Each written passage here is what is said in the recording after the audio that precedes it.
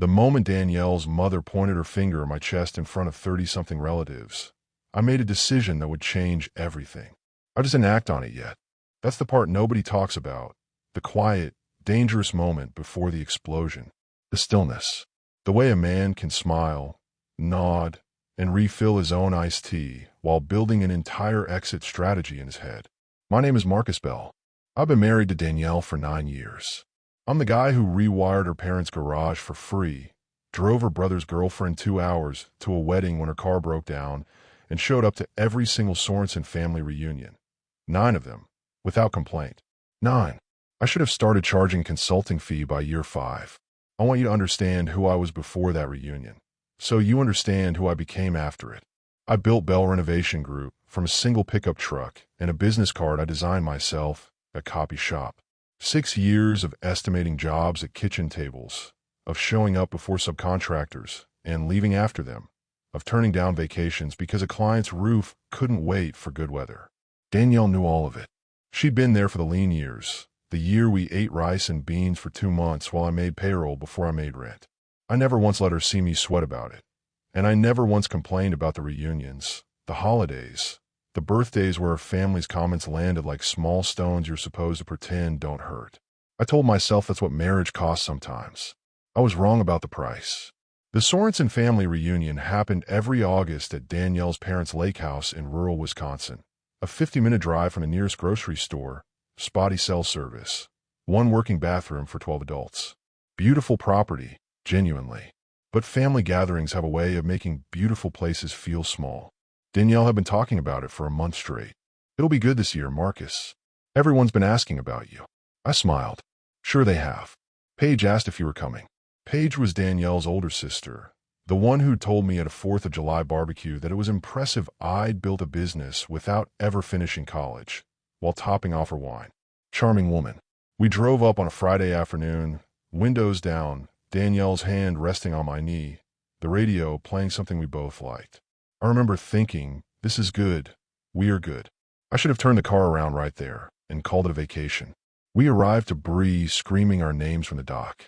Bree was 23, the youngest Sorensen, and the only one I genuinely liked.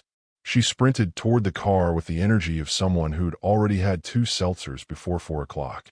You're here. Behind her, the rest of the family assembled. Danielle's parents Dana and Roger, her sister Paige with her husband Colton, her brother Trent and his girlfriend Nora, and a rotating cast of cousins I could never keep straight, including Skylar, 28, perpetually between jobs, somehow always the most relaxed person in any room. I found that deeply suspicious. Dana greeted me with her signature smile, the one that reached her eyes just barely enough to count. You made it. Wouldn't miss it, I said. She patted my arm once, the way you pat a piece of furniture you're deciding whether to keep. I didn't know it yet, but that would be the warmest she'd be to me all weekend.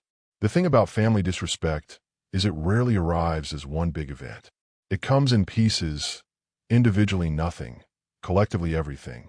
Saturday morning, breakfast on the back deck. Dana had made her famous cinnamon rolls and walked the table filling coffee cups. Roger, then Paige, then Colton, then Trent, then Nora, then Skylar, then Danielle. She skipped me and went back inside. I sat there with an empty mug. Colton caught my eye and looked away fast. Danielle hadn't noticed. She was laughing at something Paige said. I got up, went inside, poured my own coffee. No one mentioned it. Saturday afternoon, the men were down at the boathouse. Roger was talking about a support beam that needed reinforcing before winter. He looked at Colton. He looked at Trent. He looked at Skylar, who'd once left a leaf blower running in the rain for an entire afternoon. I can take a look, Roger, I said. I run a renovation company. I do structural work every week. I think Trent's got a better eye for this kind of thing, Roger said, evenly, pleasantly, as if I hadn't spoken. Trent gave me a look that was half apology, half relief. It wasn't his turn to be invisible. I nodded. I didn't know it yet, but that was the last time I'd offer that family anything. Saturday evening, dinner for the whole group, long table under string lights, the lake going gold behind everyone. Danielle was glowing. This was her people, her world, and she was happy. I loved watching her happy. Hold on to that, because it matters later. I remember thinking, watching her laugh at some story of Roger's I'd already heard 3 times before, that this was the version of her I'd fallen for. Easy, unguarded, lit up by people who loved her. It didn't occur to me yet that the same people lighting her up were the ones dimming me down, one small comment at a time, and that she hadn't noticed the difference, or hadn't let herself. Bree sat beside me, my buffer, and she knew it. "You okay?" she whispered, refilling my glass without being asked. "Outstanding," I said. She gave me a look that said, "I see." I gave her one back that said, "I know you do." Then Skylar opened his mouth, loud enough that the table shifted attention. "So Marcus, Danielle says the business is doing good. What is it again? You flip houses or something?" Dead silence. Because Skylar knew exactly what I did. Everyone at that table knew. I'd spent 6 years building a mid-size renovation and property management company. 19 employees. 31 active properties under contract. Danielle had bragged about it at every family event for years. Renovation and property management. I said, calm, pleasant. Skylar nodded slowly, the way people nod when they want you to know they're unimpressed. Right. Like contractor stuff. Paige laughed, lightly, conversationally, the way you laugh when something lands exactly where it was aimed. Danielle said nothing. I looked at her. She was cutting her corn off the cob. She heard. She was choosing to cut her corn. "Sure," I said. Like that. I didn't know it yet. But Danielle's silence at that table was going to cost her everything she thought she still had. Sunday, the last day, the day everything broke open. We were folding lawn chairs after lunch when Paige found me by the shed. "Marcus, can I talk to you for a second?" She stood with her arms crossed, wearing an expression she'd clearly been building all weekend. "I want to be honest with you," she said, "because I think you deserve that." The phrase "you deserve honesty" from a woman who'd spent a decade quietly undermining me should have been my cue to walk away. I didn't. She listed things. My long hours.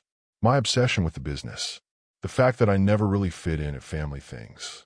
The way I was distant with her parents. I stood there and listened and thought.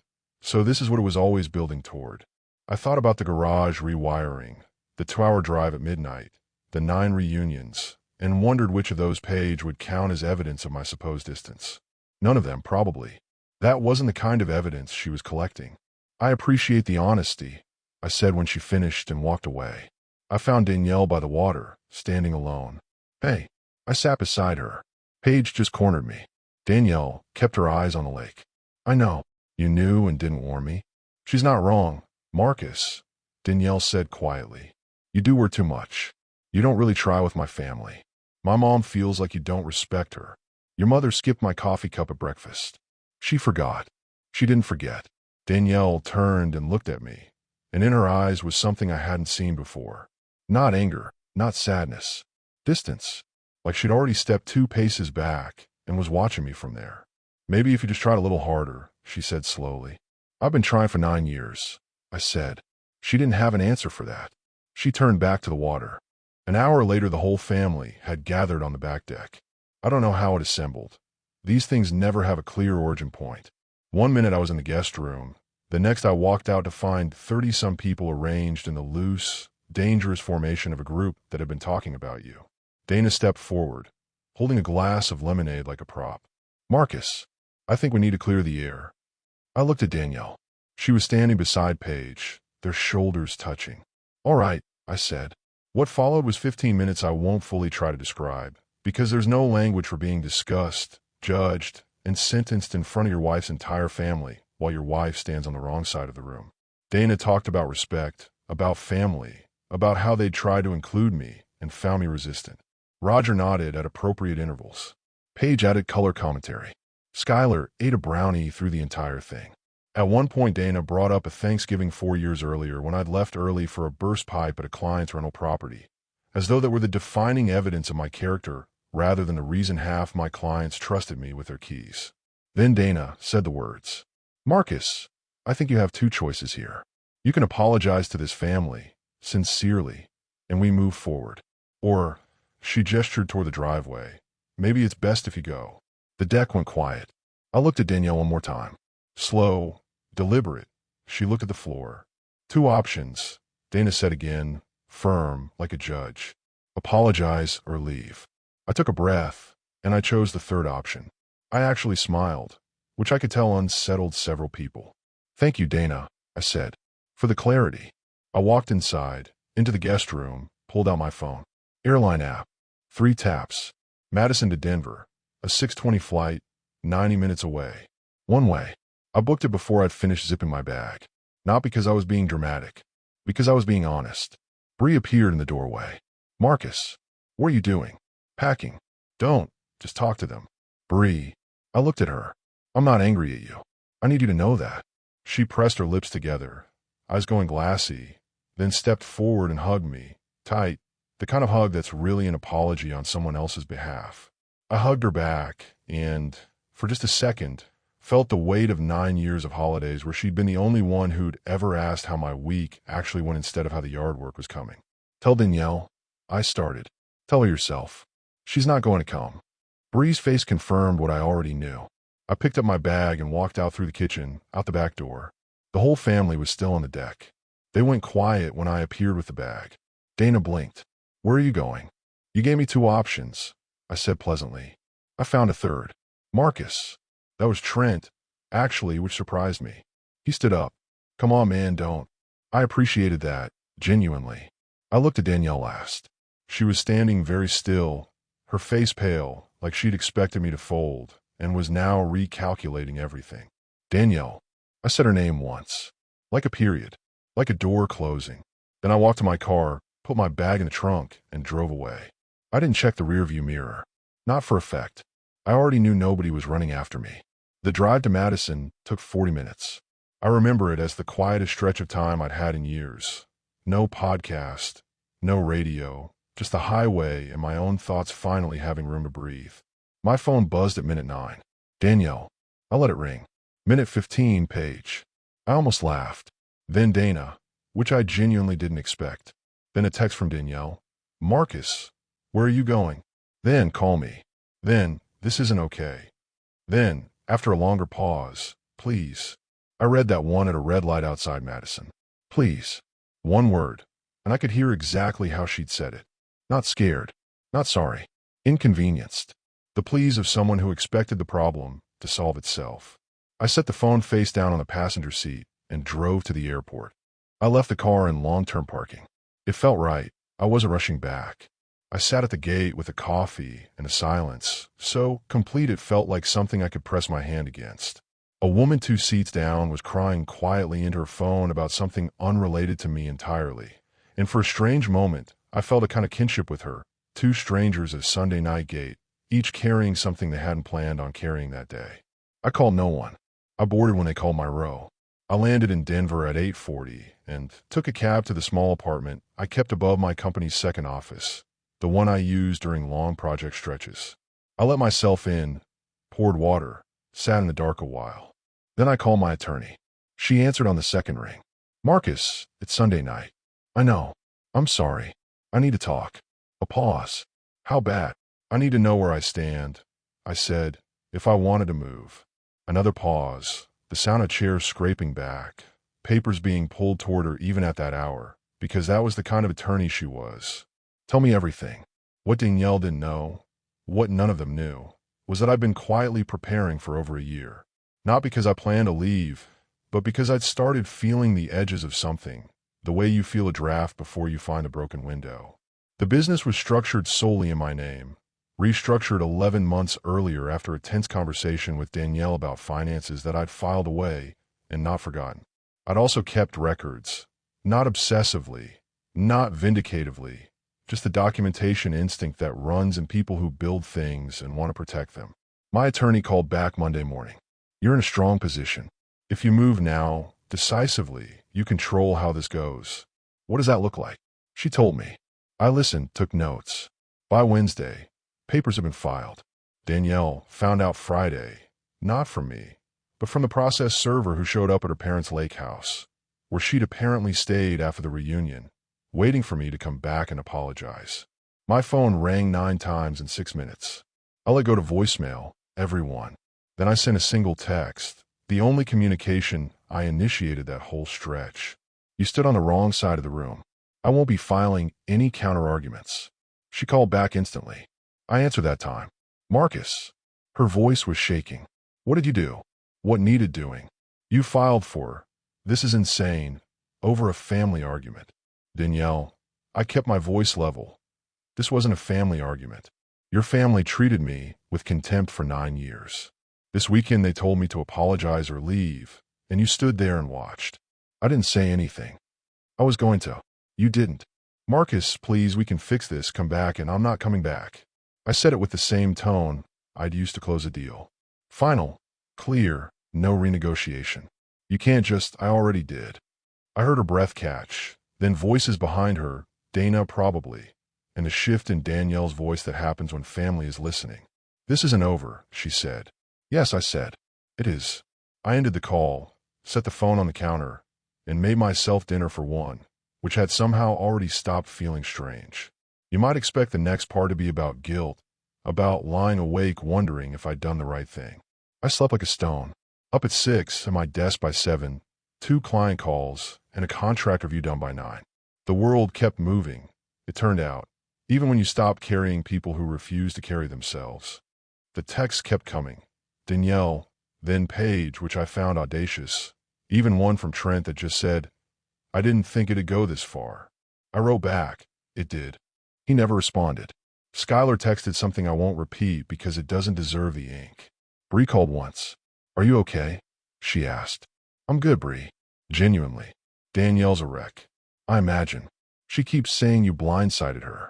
She had 9 years of warning signs, I said. I'd call that the opposite of a blindside. Bree was quiet a moment. For what it's worth, you didn't deserve what happened that weekend. No, I agreed. I didn't. I'm sorry I didn't say anything. I should have. You're not responsible for their behavior. I still should have said something. I thought about that. Yeah. I said finally, you should have. It was the most honest thing I said to any of them. The divorce moved faster than Danielle expected. She'd assumed, I think, that I'd slow walk it, that distance would soften me, that we'd spend 6 months negotiating our way back to the same arrangement with nicer language. That wasn't who I was anymore. My attorney was precise. The business assets were protected, the property portfolio structured correctly. We had a shared condo, a significant one, and that became the main negotiation. Danielle had a good attorney too. I'll give her that. It wasn't a clean split. Nothing at that level ever is.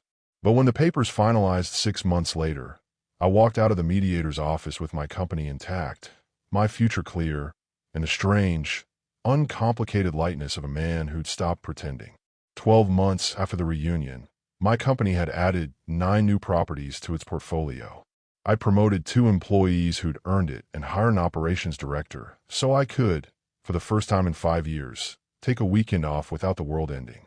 I bought a loft downtown, clean lines, good light, 0 emotional residue.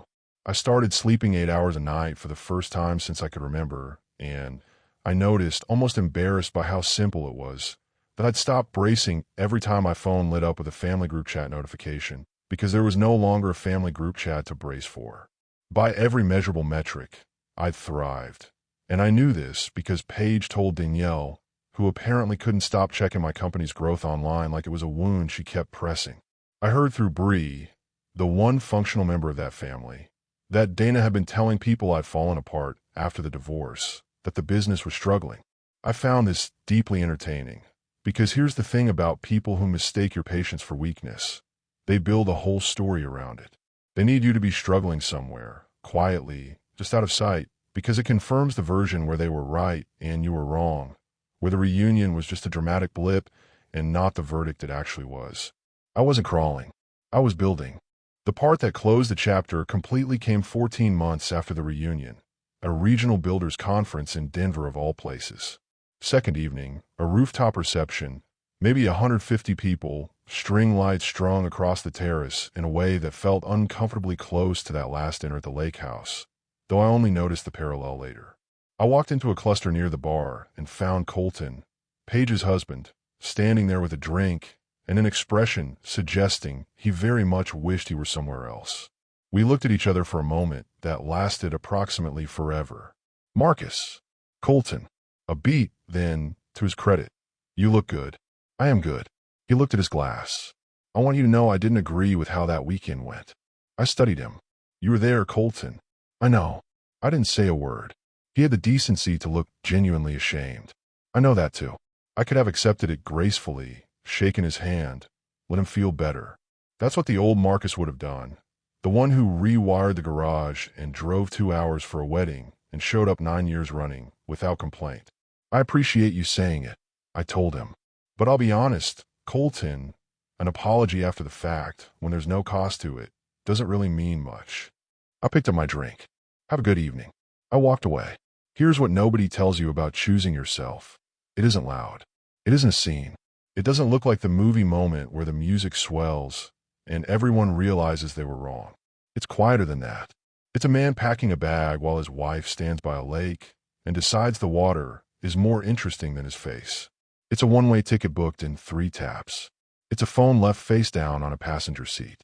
The part I'd call revenge, and I'm done pretending it was anything else, wasn't a single moment. It was a sustained choice, repeated every morning I woke up and went to build something that was entirely mine. It was calling my attorney instead of calling Danielle. It was every missed call I let go to voicemail.